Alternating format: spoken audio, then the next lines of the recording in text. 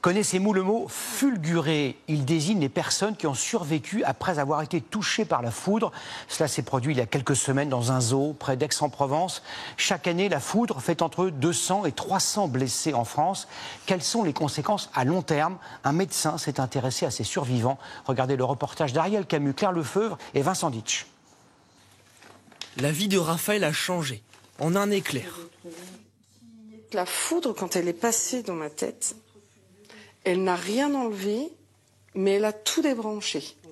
La capacité à bien écrire, la mémoire, la parole, disparue pendant des mois, après une décharge de plusieurs millions de volts. C'était en septembre 2017. En plein festival, la foudre transperce le chapiteau où 14 personnes s'étaient réfugiées. Et là, c'est le trou noir. Je me réveille, j'ai tout perdu, je ne sais plus qui je suis, ce que je fais là. Raphaël est une fulgurée, une personne qui a survécu à la foudre. Pour ceux qui n'en réchappent pas, on parle de foudroiement. Donc en plus d'être brûlé, vous avez toute une reconstruction de votre corps qui se fait. Et cette période de reconstruction-là est terriblement douloureuse. Rémi Foussa est l'un des 4 seuls spécialistes de la foudre en France. Il accompagne des dizaines de victimes.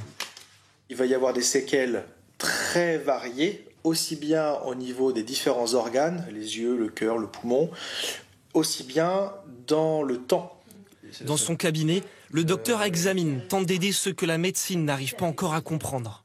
Il existe un inconscient collectif en disant un patient fulguré qui survit, c'est bien, il a survécu à la foudre, il a de la chance et il semble aller bien, rentrez chez vous.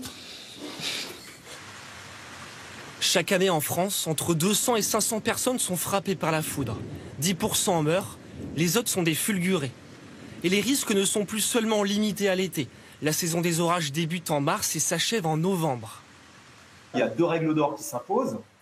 Regardez les prévisions et la vigilance météorologique. 2e règle d'or, si vous voyez un orage, courez vous réfugier dans un bâtiment en briques, en ciment, en béton ou votre voiture. Pour Météo France, un orage sur 5 que vous observez peut s'avérer dangereux.